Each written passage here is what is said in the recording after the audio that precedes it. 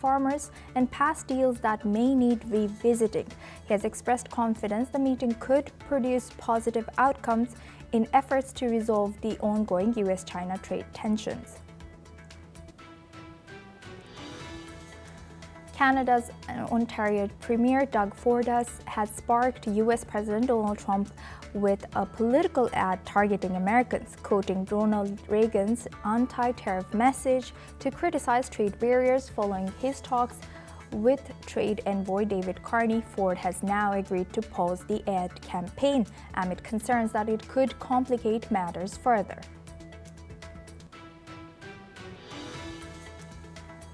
US President Donald Trump will meet Qatar's Emir and Prime Minister during a refuel stop in Doha, Qatar, en route to Malaysia for a summit, according to a White House official. Secretary of State Marco Rubio will accompany Trump on his 5-day Asia tour, which includes Malaysia, Japan, and South Korea, marking his longest overseas trip this term.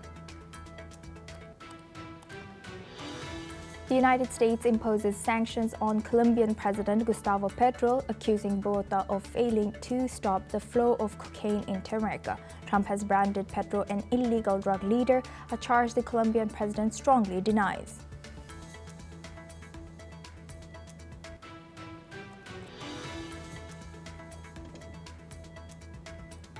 The United States announced that it will consider candidates from around the world for the next UN Secretary General. The 10th UN Secretary General will be elected next year for a 5-year term starting January 1, 2027.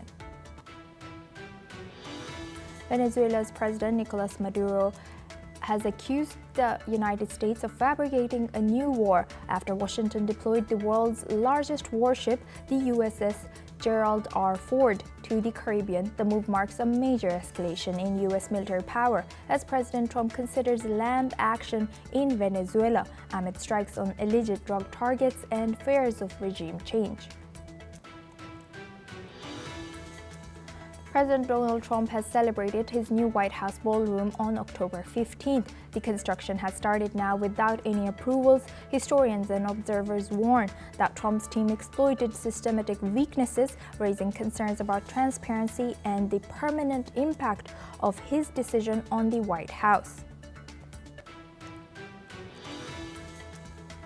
A landmark UN cybercrime treaty will be signed in Hanoi, Vietnam this weekend by around 60 countries, aimed at combating offenses that cost the global economy trillions of dollars annually. The convention, which will take effect after ratification by 40 nations,